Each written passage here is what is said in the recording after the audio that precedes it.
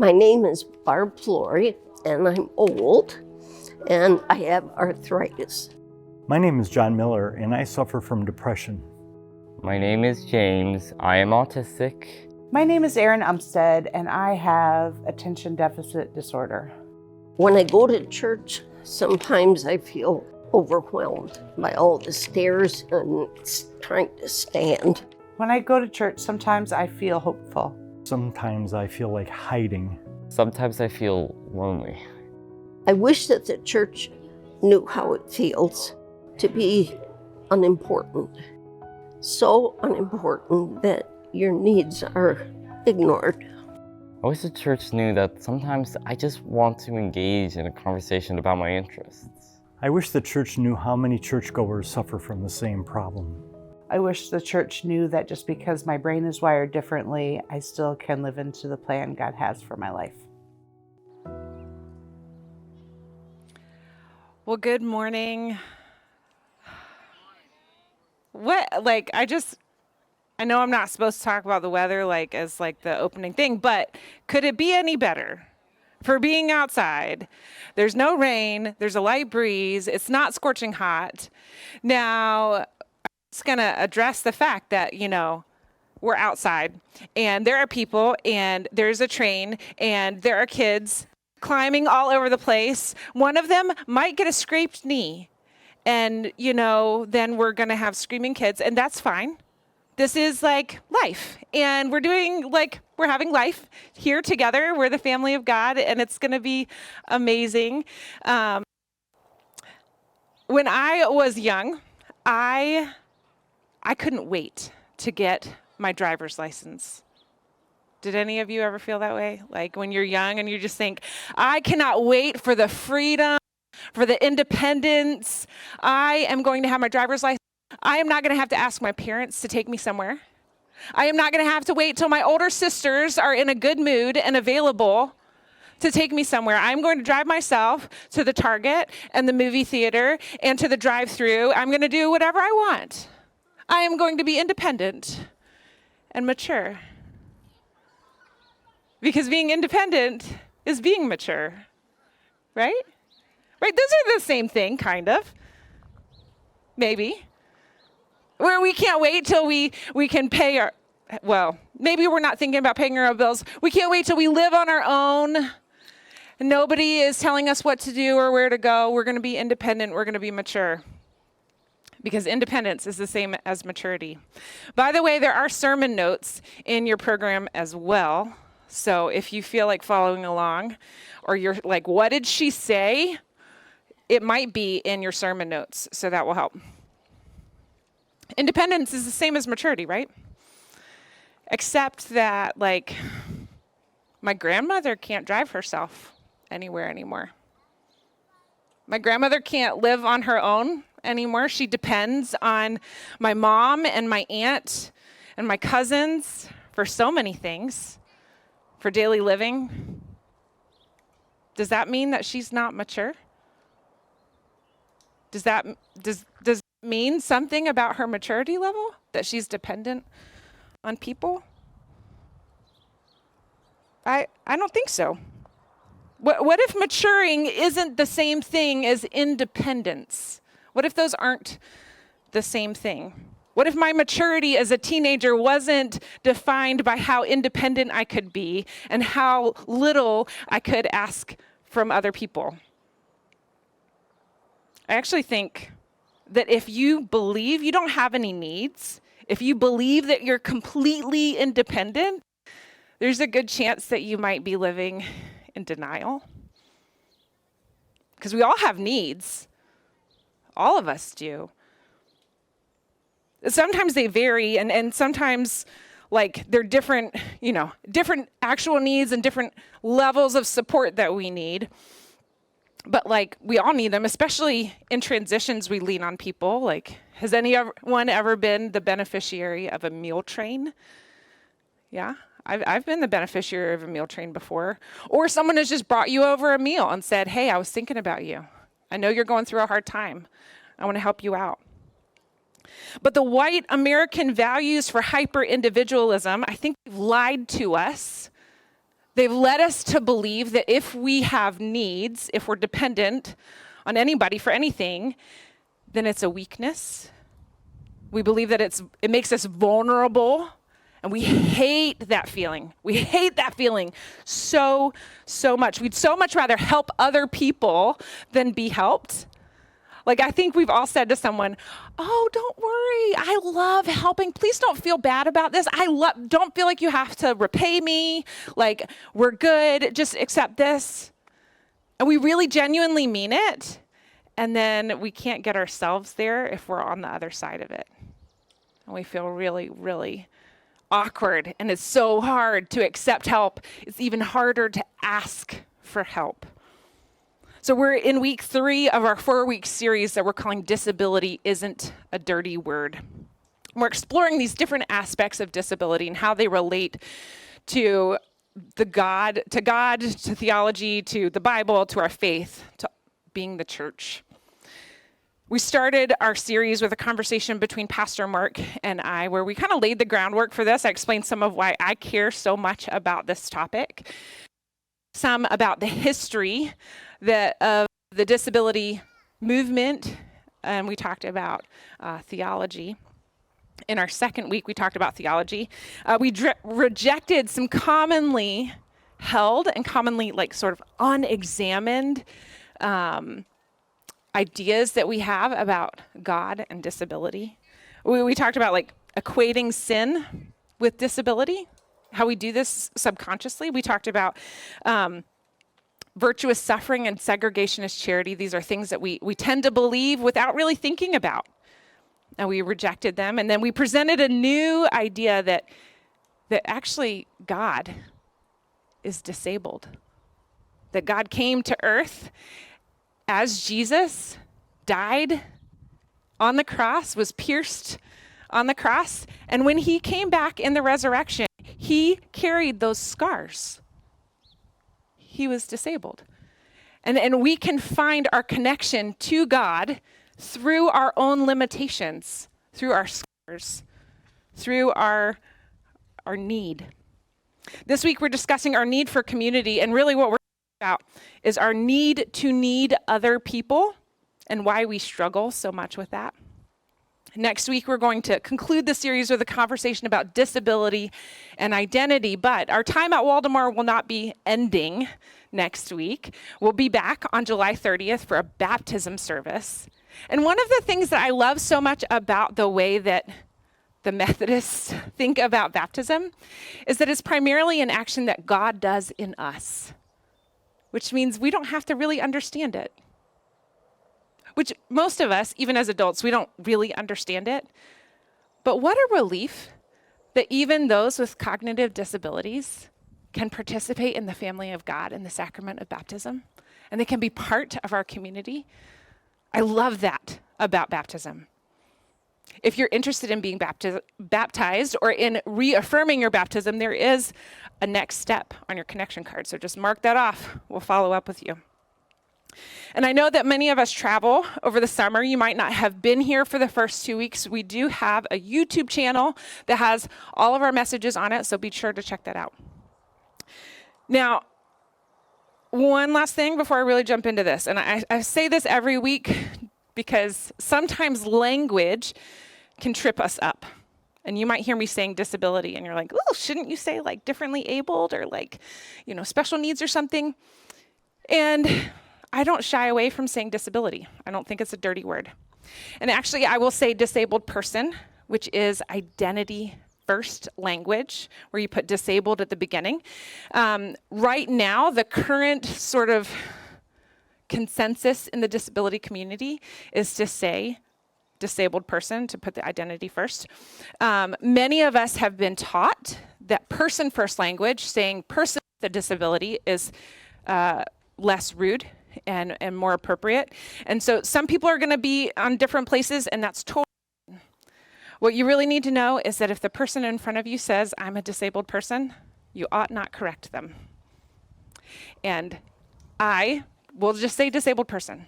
Now, some of the stuff that I quote says person with a disability, and I'll just do whatever the person I'm quoting from will say. So That's what I use. All right, so let's pause just for a quick chat question.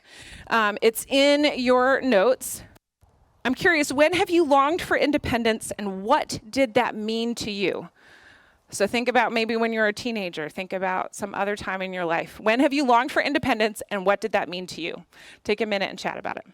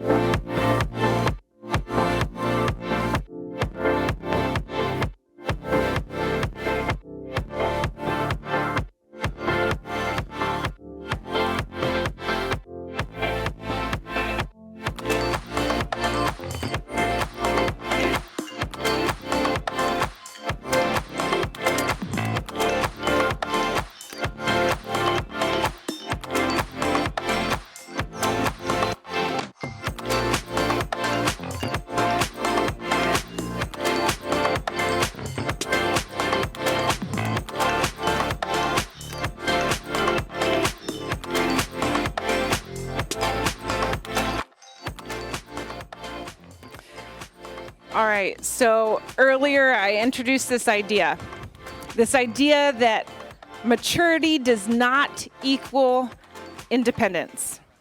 And I want to take a moment just to unpack that a little bit. Some of you might be thinking, is she really saying that maturity equals dependence? Like, are you suggesting that like my kids should live with me until they're 40? Are you suggesting that I shouldn't want to move out and be able to do things on my own? No, that's not what I'm saying. I don't believe that maturity equals dependence either. I actually want to introduce a third way of looking at this to suggest that maturity equals interdependence, where you lean on each other. We give and we take, we contribute and we receive. For any family unit, for any community, for any church, to succeed and be healthy, we have to lean on each other. We seek to be in the space of interdependence. In a letter that the Apostle Paul wrote to a church in Rome, he said, just as our bodies have many parts, and each part has a special function, so it is with Christ's body. We are many parts of one body, and we all belong to each other.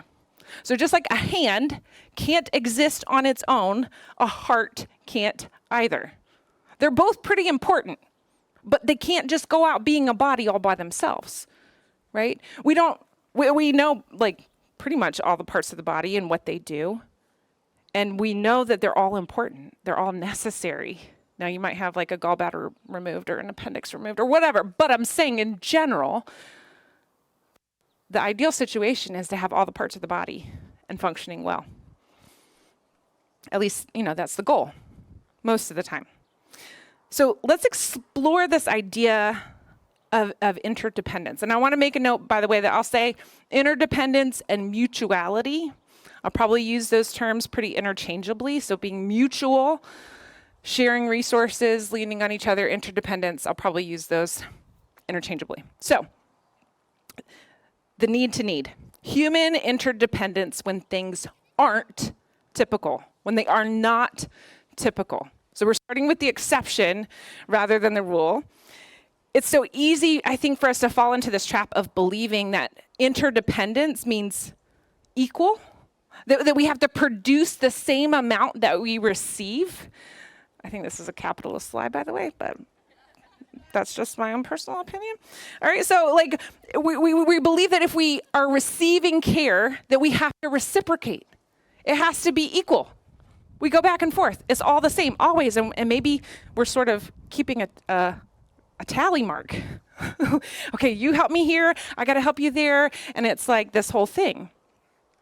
And we feel so awkward, right, when it's out of balance. I feel like we see this really frequently in gift giving. And gift giving at Christmas time when you're dating, I think, is the worst. Because what if you get them a coffee mug and they buy you an iPad, and then you're like, I can never see this person again. Right? Like, so we have this urge for things to be equal. And this happens, I think, in other places, right? When we start thinking about serving at the church, maybe we think, well, I can't make a meal for like a meal train, but I could write a poem and share it with the church. Maybe I'm not good at working with kids, so I'm not going to be in the kids' creek, but I could mow the lawn. I got to look for the right place to fit in. I'm receiving from the church, and I've got to look for the right place to give back, right? Or to keep up with this body analogy, right? We know if the heart can't process visual input, it can pump blood. So we look for our right place. But what if we can't do any of that? What if our needs are so great that we won't ever be able to pay people back? What does interdependence look like if things are not typical?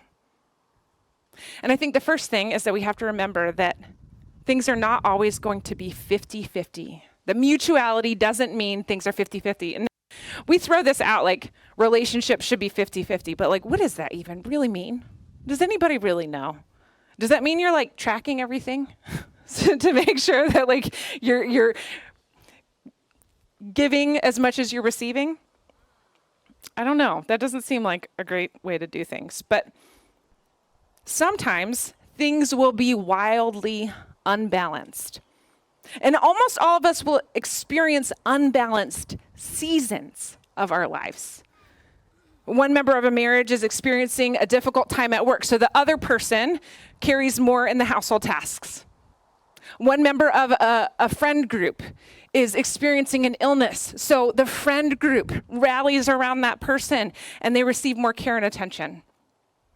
A family member or a family experiences a huge transition, so the community comes around them and shows them special treatment with a meal train or helping move or something like that.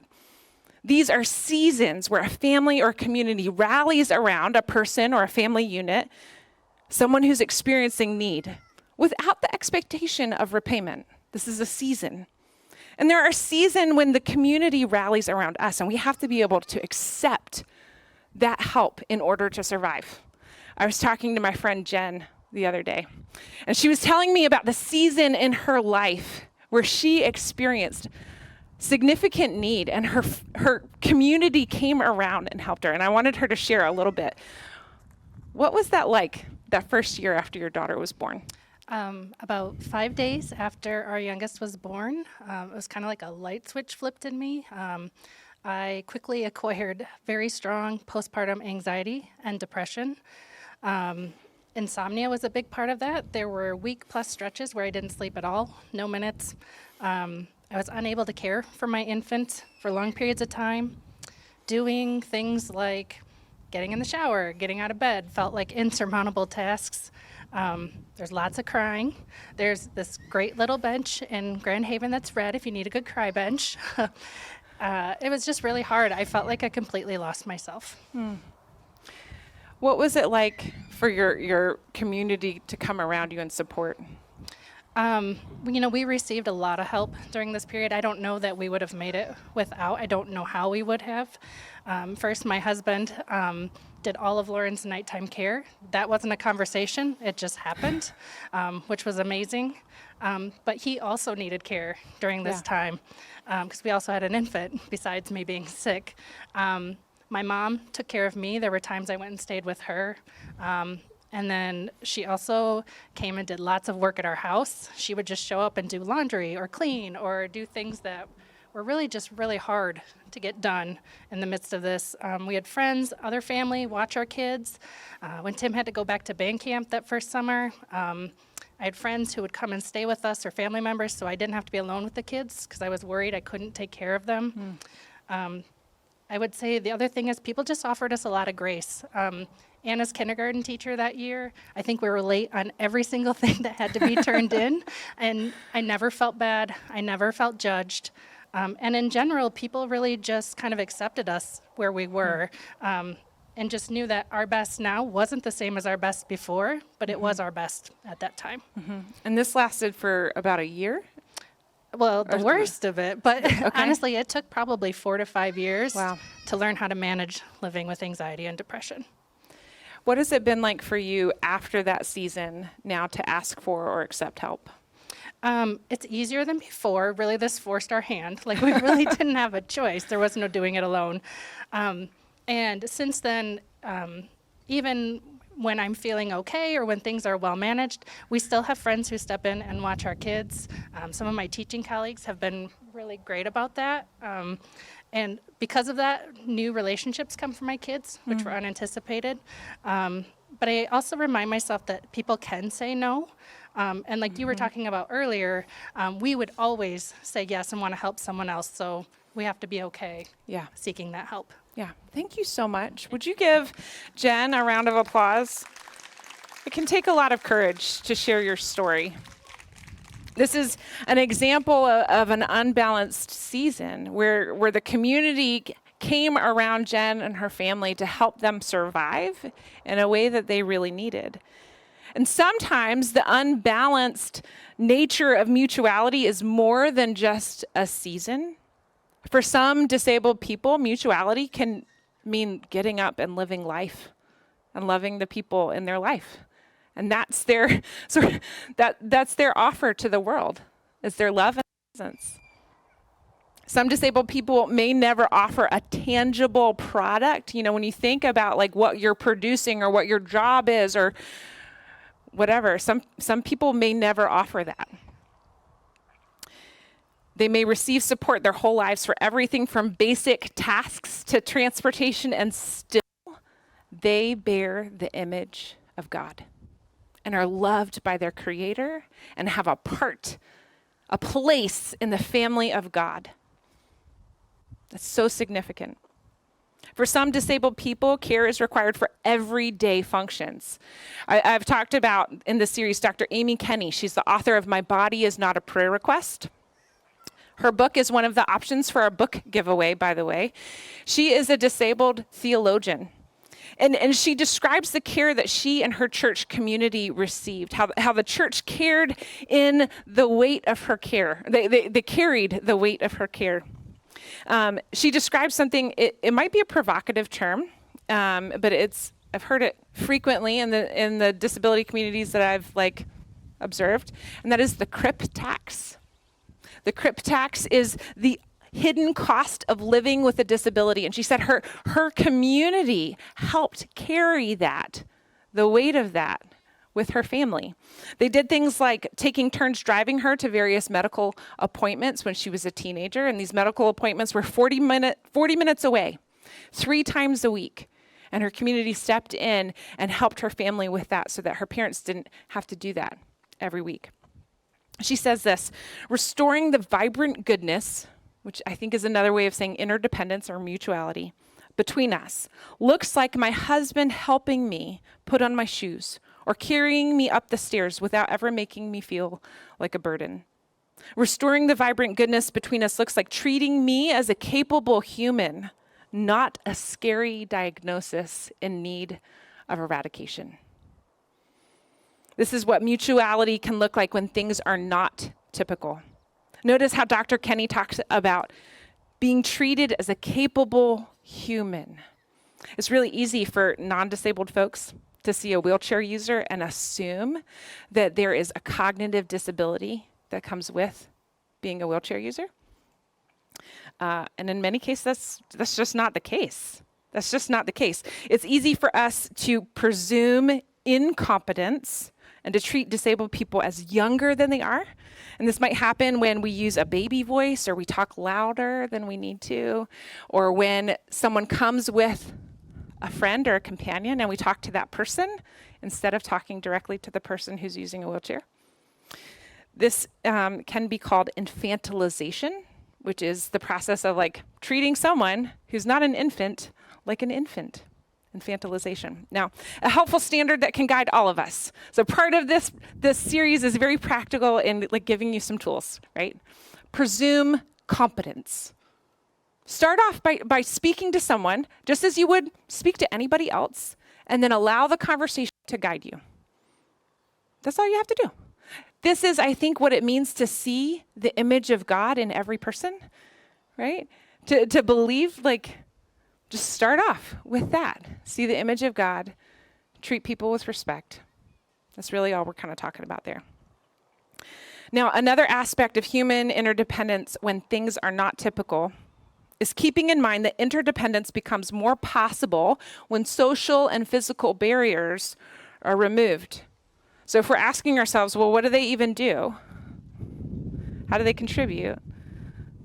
Maybe start with looking around. What are the physical barriers? I bet there were some people who had physical barriers here this morning.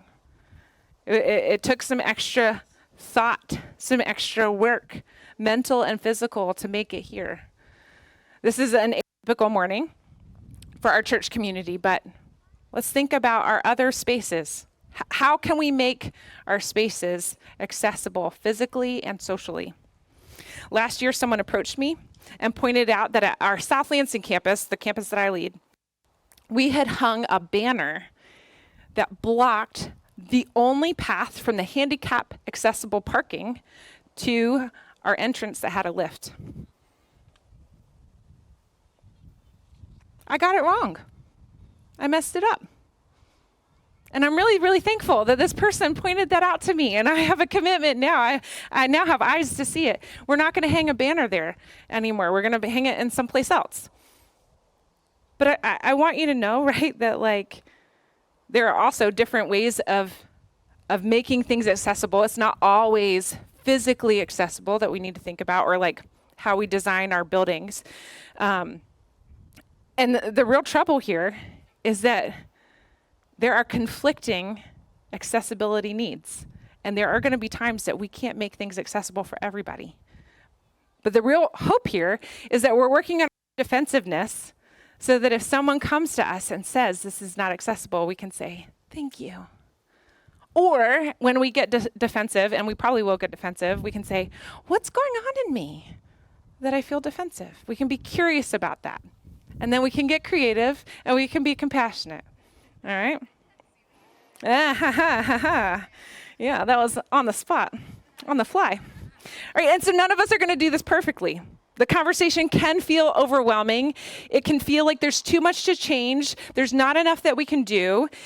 And I want you to know that if you're feeling like that, if you're feeling like you probably won't ever get it all right, take a deep breath. You probably won't get it all right. You're probably going to mess some stuff up. I did. I care a lot about this. I messed it up. But the goal here, like I said, is that we're curious, and we're creative, and we're compassionate, and that when things come up, we're doing our best, and we do our best to accommodate the needs that people have. We know better. We do better, right? So we've talked about this exception, human interdependence, that when things are not typical. Let's continue by talking about when things are typical. Before we jump into that, we've got another chat question, all right? What was a time that you needed help? Did you ask for it? And what was that experience like for you? Take a minute and let's talk about that.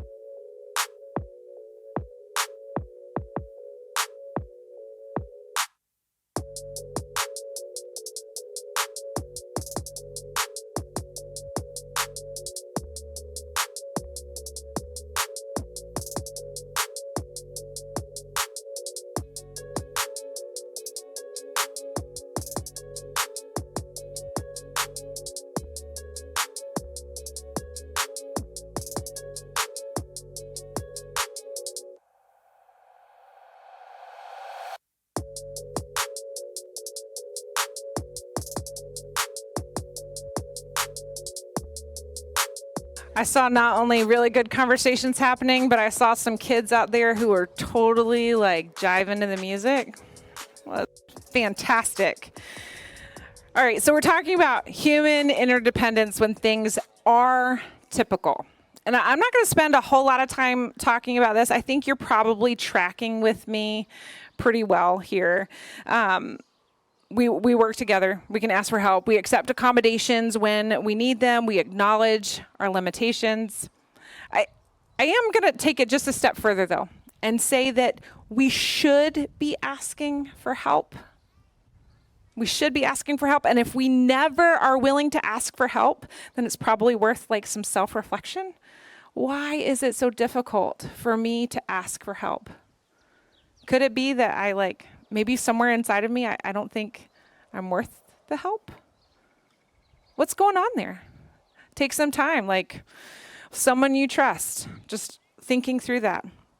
See, there's going to be times that we let people down. There have been times that I, for instance, have gotten sick right before a Sunday morning, and my team has to scramble. Thankfully, most of the time we have the video messages pre-recorded, so we've got that. But then they step in and lead and cover for me. And there have been other times that things have come up for them, and I've covered for them. Right? We help each other out. This is interdependence when things are going typically. Things can be mutual. They flow freely in both directions. There's no tally columns keeping track of every instance of giving and receiving. You learn from others, and sometimes you teach others. You meet material needs for people, and sometimes your material needs are met by the community. There are seasons in your life where you change someone else's diapers, and seasons where your diapers are being changed, right? Okay, you bring someone food, they bring you food. I think you get it, right? Jesus said, give us today our daily bread.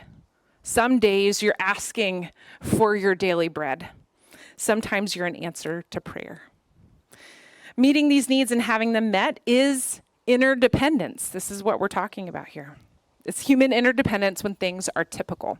Now, let's talk about one more aspect of this, of the need to need. This one might expand your mind just a little bit more. It's the interdependence of the disabled Christ. Last week, we introduced this idea of the disabled God. We looked at the ways that Jesus, who was pierced and wounded in death, came back to life in a body that remained scarred. He said, look at my hands and my feet. It's I myself. Touch me and see. A ghost does not have flesh and bones, as you see I have. He said, look at my hands and my feet. I've got the scars right here. The effects of his wounds didn't disappear. And this challenged our notions about perfection and the perfection of the resurrection and our understanding of who God is. I think most of us believe that God doesn't really need anything. He doesn't need us. God doesn't need us. But then God came to earth as a human. Jesus was God in human flesh. And Jesus needed diapers changed. Jesus needed to be fed. Jesus needed social interaction. He was cared for by his community in physical, social, and emotional ways. He experienced all the limitations of being a human. And I think sometimes our own human limitations can seem glaringly obvious. And it's much more comfortable to believe that Jesus didn't have any of those.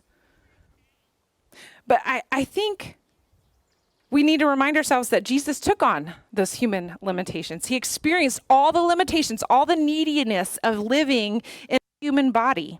He didn't work to overcome them. He seemed to embrace them. Nancy Eastland, the author of The Disabled God, she describes Jesus in this way. The disabled God embodies the ability to see clearly the complexity and the mixed blessing of life and bodies without living in despair. The disabled God is God for whom interdependence is not just a possibility to be willed from a position of power, but a necessary condition for life. The disabled God embodies practical interdependence, not simply willing to be interrelated from a position of power, but depending on it from a position of need. Do you see that distinction? This is not just like a thought experiment. Jesus is not just working in the theoretical, like I've got everything I need, but it'd probably be best if we're interdependent. Jesus took on the neediness of humanity on this. What if being needy humans is part of our design?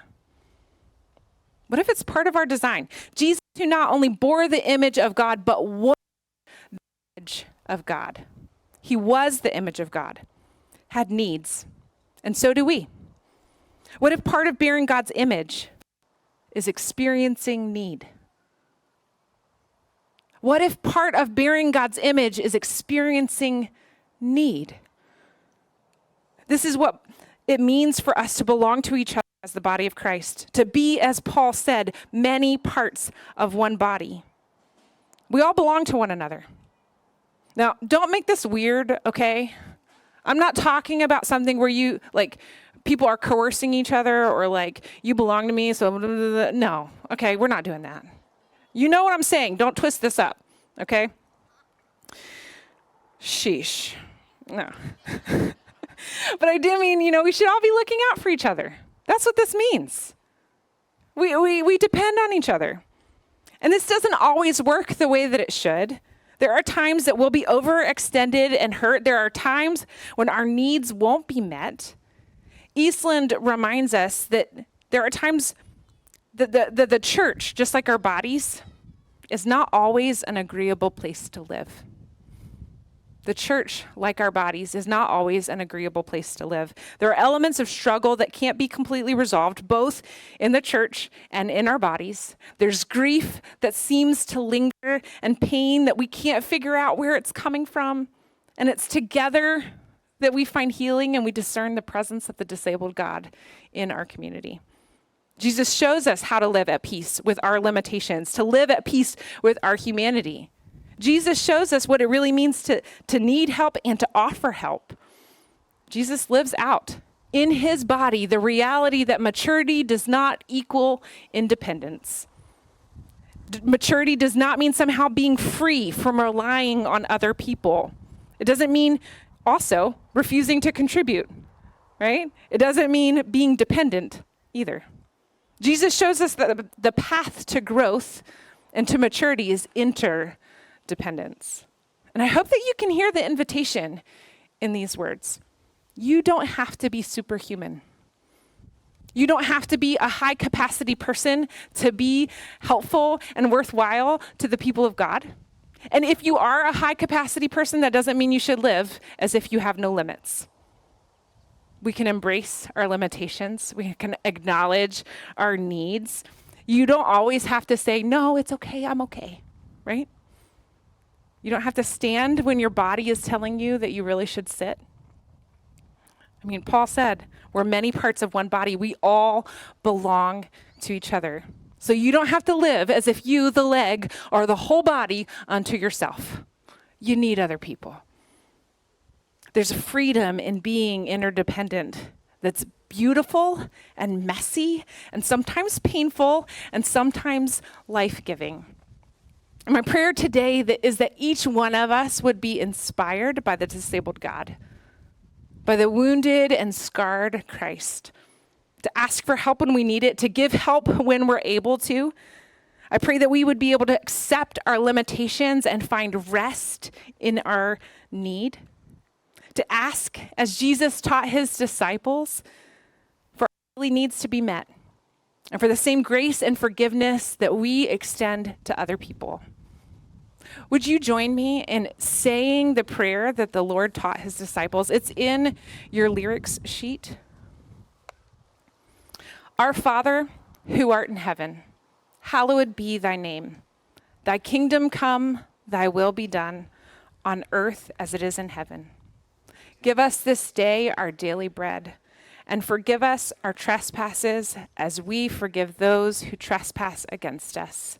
And lead us not into temptation, but deliver us from evil. For thine is the kingdom and the power and the glory forever and ever. Amen. I'm going to invite Aaron up. Aaron's going to share with us a poem and then share with us some announcements. I realized once I sat down I didn't introduce myself, your hostess without a name. I'm Erin Umstead, and part of what I love to do is write poems. So here we go. The best way to ruin your life? It's 5 cups of dishonesty, 2 sifted cups of hoping things will just get better, 1 cup of wishing you could feel the way you used to, 3 fluid ounces of worry over what others think, 2 freeze-dried cups of feeling responsible for others' feelings and reactions, 14 tablespoons of stuffing feelings that don't make you smile, a 1/4 cup of good old-fashioned beliefs about relationships, 1/3 cup of never looking past the looking glass self, 1 pound of inertia and avoidance, 0.7 fluid ounces of thinking to yourself, if it doesn't work with her, it won't work with anyone. 7 years of lots of study and many university degrees, 1 cup of throwing yourself into work, a pinch or a punch bowl of fantasy. Mix all ingredients, getting all the lumps out, and let sit and ferment for 14 years for best results. Make sure you only talk about surface things in therapy. Be afraid to admit the truth, even to yourself. Ignore that quiet, wise inner voice. Keep busier than busy. Never manage to forgive yourself. Carry the baggage of this recipe into all future recipes. Thank you.